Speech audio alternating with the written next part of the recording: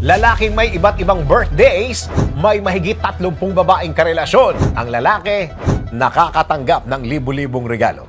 Bukod sa Pasko, kaarawan ang pinakahihintay na selebrasyon ng isang tao dahil ito ang tanging araw na para lamang sa iyo at ikaw ang bida. Pero kakaiba rin ang trip ng isang lalaking ito sa kwentong ito dahil kinarir niya lang naman ang kanyang birthday at ginawang more than once. Kung paano ito nangyari? Eto. Isang Japanese man na si Takashi Miyagawa na nooy 39 anyos ang inaresto ng mga pulis sa Osaka dahil sa kanyang ginawang panloloko sa 35 babae.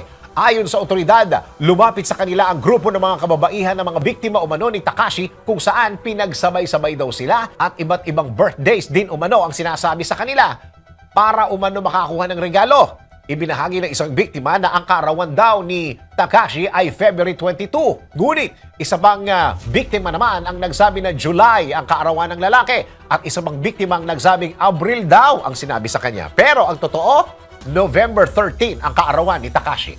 Batay sa salaysay ng mga biktima, laging sinasabi ni Takashi na siya'y handang pumasok sa isang seryosong relasyon at dahil dito, nahuhulog ang kanilang loob.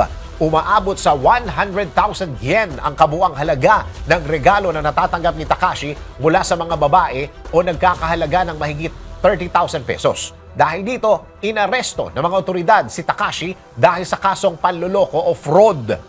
Marami nagsasabi na paano nga raw nagawa ni Takashi na mag-schedule ng date para sa iba't ibang babae araw-araw sa loob ng isang linggo, kung saan kinaiinggitan nila ang time management skills na meron si Takashi. Ikaw, kakayanin mo rin bang pagsabay-sabayin ang maraming karelasyon para lang makakuha ng gusto mong regalo?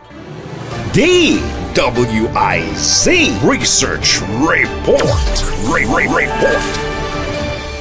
Thank you for watching. Tuloy lang ang panonood at pakikinig ng tamang balita sa DWIZ News, DWIZ News FM Regional, DWIZ News TV, Aliw Channel 23, nationwide.